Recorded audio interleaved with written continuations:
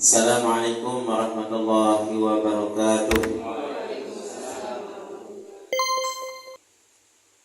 Marilah kita sama-sama bersyukur kepada Allah Subhanahu wa taala dengan ucapan alhamdulillahirabbil alamin. Marilah kita sama-sama bersolawat kepada Rasulullah sallallahu alaihi wasallam dengan ucapan Allahumma shalli ala sayyidina Muhammad wa ala ali sayyidina Muhammad. Yang sama-sama kita hormati Bapak Kepala Kantor Kementerian Agama Kabupaten Bualemo sempat hadir pada pagi hari ini. Kita doakan beliau semoga tetap sehat walafiat bersama keluarga. Mudah-mudahan dimurahkan rezekinya, mudah-mudahan segala hajat dan cita-cita beliau dikabulkan oleh Allah Subhanahu wa taala. Yang sama-sama kita hormati pula Bapak Kepala Bimas Kementerian Agama Kabupaten Bualemo sempat hadir pada pagi hari ini. Kita doakan juga beliau mudah-mudahan tetap sehat bersama keluarga, murah rezeki, halal berkah, segala cita-cita dan program-program yang akan dilakukan untuk penyuluh agama Islam mudah-mudahan berjalan dengan lancar. Amin ya rabbal alamin. Yang sama-sama kita hormati pula Bapak Kepala Kantor Urusan Agama yakni Kecamatan Wonosari yang sempat hadir pada pagi hari ini beserta Bapak Penghulu dan teman-teman penyuluh agama Islam. Singkatnya hadirin hadirat rahimakumullah. Alhamdulillah pada pagi hari ini izinkan saya menyampaikan tentang sosialisasi keluarga sakinah. Alhamdulillah kita semua sudah merasakan bagaimana kita semua berkeluarga, di mana kita berkeluarga ada senang, ada juga susahnya. Maka dari itu kita semua harus tahu sakinah ini ternyata diatur dalam Undang-Undang Nomor 1 Tahun 1974 dari tentang perkawinan, di mana bunyi undang-undang tersebut ialah perkawinan ialah ikatan lahir dan batin seorang pria dan wanita dengan tujuan mewujudkan keluarga yang bahagia atas dasar ketuhanan yang Maha Esa. Nah ini, jadi keluarga sakinah ini Bapak Ibu sekalian telah ditentukan, diatur oleh Allah Subhanahu wa taala dalam ayatnya yakni surat Ar-Rum 21 yang berbunyi a'udzubillahi minasyaitonir rajim bismillahirrahmanirrahim wa min ayatihi an khalaqalakum min anfusikum azwaja litaskunu ilaiha wa ja'ala bainakum mawaddatan wa rahmah. Nah, jadi di dalam ayat tersebut menjelaskan bahwa Allah Subhanahu wa taala menciptakan kita berpasang-pasangan dari jenis sendiri. Kenapa demikian? Allah Subhanahu wa taala berfirman yang artinya yang tadi, karena banyak sekarang yang viral ya, pertama di media sosial ada manusia menikah dengan binatang ya. Kemudian ada juga yang laki-laki hubungan dengan laki-laki atau wanita hubungan dengan wanita. Nah ini, maka dari itu Allah Subhanahu wa taala menegaskan bahwa Allah Subhanahu wa taala menciptakan kita semua berpasang-pasangan, yakni laki-laki dan perempuan. Keluarga sakinah 1, keluarga sakinah 2, keluarga sakinah 3, ada juga keluarga sakinah 13. Dari prasakinah menuju ke keluarga sakinah 13 ini harus bertahap. Maka tujuan dibentuk keluarga prasakinah sampai keluarga sakinah 3 ini adalah mengetahui kita semuanya berkeluarga kira-kira masuk di keluarga sakinah yang mana. Di mana penjelasan singkat prasakinah yakni keluarga yang dibentuk dalam aturan yang tidak sah menurut agama.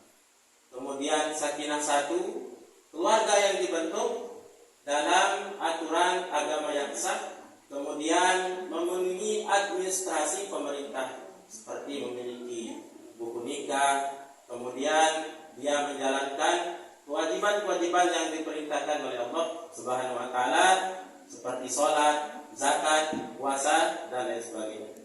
Kemudian ada juga keluarga sakinah dua, yakni keluarga yang sudah mampu membentuk. Puji syukur marilah kita panjatkan kehadirat Allah Subhanahu wa taala, karena dengan izin dan kuasa-Nya lah kita masih bisa sama-sama berkumpul di tempat ini dalam rangka untuk menyampaikan spesialisasi penyuluh agama Islam.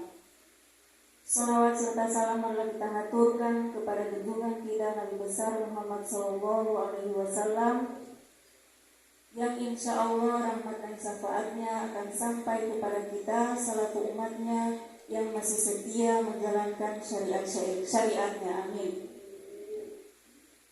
Bapak Ibu hadirin yang dirahmati Allah, berbicara tentang zakat tentu ada kaitannya dengan harta. Artinya zakat itu memiliki hubungan yang cukup kuat antara materi atau benda. Filosofinya zakat itu adalah pemberian kewajiban bagi orang-orang yang memiliki harta kepada orang-orang yang tidak memiliki harta.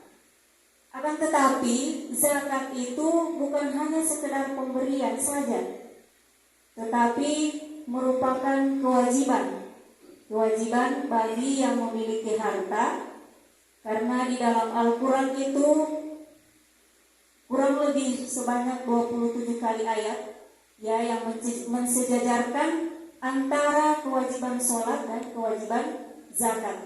Di antaranya itu terdapat pada surah Al-Baqarah ayat 100. A'udzubillahi minasyaitonirrajim. Bismillahirrahmanirrahim. Wa aqimus sholata wa atuz zakata wa ma tuqaddimu li anfusikum min khairin tajiduhu innallaha bima ta'maluna basir. Yang artinya, dan dirikanlah sholat dan tunaikanlah zakat, dan segala kebaikan yang kamu kerjakan untuk dirimu akan mendapat pahala di sisi Allah Subhanahu wa taala, dan sesungguhnya Allah Maha mengetahui apa yang kamu kerjakan. Bapak Ibu hadirin yang dirahmati Allah, zakat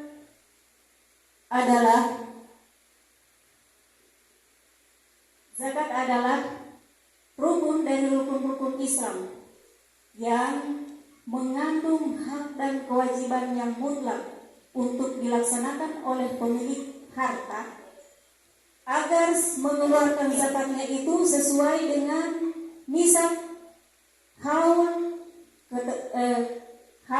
kemudian kadar yang telah ditetapkan oleh Allah Subhanahu wa taala. Kemudian zakat itu gunanya membersihkan atau mensucikan diri manusia dari sifat-sifat yang buruk, sebagaimana ayat Al-Quran yang sudah disampaikan sebelumnya tadi, surah At-Taubah ayat 103, khudz min amwalihim shadaqatan tutahhiruhum wa tuzakkihim biha wa sholli alaihim inna sholataka sakanun lahum wallahu sami'un alim. Ambillah zakat dari sebagian harta mereka, gunanya untuk mensucikan dan membersihkan mereka. Ya, dan berdoalah untuk mereka, maksudnya berdoa untuk orang-orang mustahik itu ya, yang zakat. Sesungguhnya doamu itu menjadi ketentraman jiwa bagi mereka, dan Allah Maha mendengar lagi Maha mengetahui. Bapak Ibu hadirin yang dirahmati Allah, karena zakat ini ada hubungannya dengan kebendaan, maka zakat itu menyentuh hampir seluruh aspek kebendaan yang dimiliki oleh manusia. sehingga terdapatlah bermacam-macam zakat, yaitu zakat mal yang meliputi zakat hewan ternak seperti sapi, domba, dan lain-lain. Kemudian ada juga yang disebut dengan zakat hasil pertanian. Kemudian ada zakat perniagaan atau perdagangan. Kemudian yang keempat ada zakat ma'adin atau barang tambang. Kemudian ada barang temuan yang disebut dengan rikas. Kemudian yang masih menjadi istilah para ulama itu ada zakat profesi. Kemudian yang terakhir zakat fitrah, itu yang selalu kita keluarkan di setiap akhir bulan Ramadan. Karena zakat ini ada hubungannya dengan harta, jadi ada aturan-aturannya, ada syarat-syaratnya. Adapun syarat yang wajib dikeluarkan zakat itu, yang pertama bahwa harta itu adalah al-milk at-tam, dan bahasa Arabnya itu al-milk at-tam, yaitu bahwa harta itu dimiliki secara penuh atau secara sah, yang didapat dari hasil usaha atau hasil bekerja, kemudian atau warisan atau pemberian yang sah. Itu syarat yang pertama. Kemudian syarat yang kedua adalah an-nama, bahwa harta itu berkembang. Jadi harta itu harus berkembang. Contohnya seperti harta perniagaan ya, perdagangan. Kemudian ada juga peternakan, pertanian, itu harta-harta yang berkembang. Kemudian syarat yang ketiga, harta itu harus mencapai nisab. Nisab artinya adalah kadar atau ketentuan yang Allah telah tetapkan. Contohnya, untuk pertanian itu telah mencapai 520 kg. Ya. Jadi kalau sudah mencapai 520 kg, maka sudah wajib mengeluarkan zakatnya. Ada dua ya, kalau diairi dari irigasi itu dikeluarkan 5%. Kemudian yang tidak diairi 10%. Kemudian yang berikut adalah zakat nisab yang berikut itu untuk emas nisabnya mencapai 85 gram. Kemudian untuk perdagangan itu dianalogikan ke 85 gram karena sebagai alat tukar ya, alat tukar itu kan bisa dianalogikan ke emas. Kemudian untuk zakat profesi, meskipun masih menjadi pertentangan para ulama kontemporer, itu dianalogikan nisabnya tetap dianalogikan ke 85 gram. 85 gram. Kemudian untuk peternakan contohnya sapi. Karena di sini rata-rata ada yang memelihara sapi.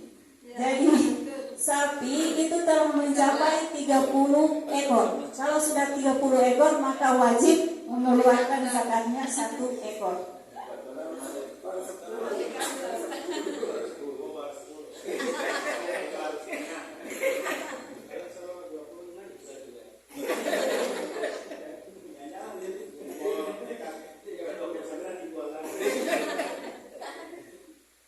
Kemudian syarat yang keempat adalah harta itu telah mencapai 1 tahun. Artinya kalau sudah mencapai nisab dan telah mencapai 1 tahun, maka wajib dikeluarkan zakatnya.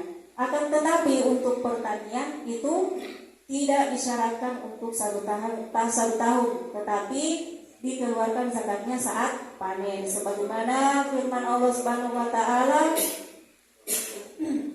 "Kulu min tamarihi idza atmara wa atu haqqahu yauma hasadi."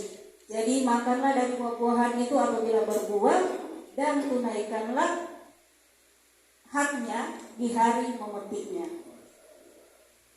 Bapak Ibu hadirin yang dirahmati Allah, Islam mengajarkan kepada kita untuk berlaku sosial. Karena kita tidak dapat hidup sendirian di dunia ini, tetapi membutuhkan pertolongan orang lain. Sehingga apabila kita diberikan harta, maka kita gunakan harta itu sesuai dengan kadar dan ketentuan yang telah ditetapkan oleh Allah Subhanahu wa taala.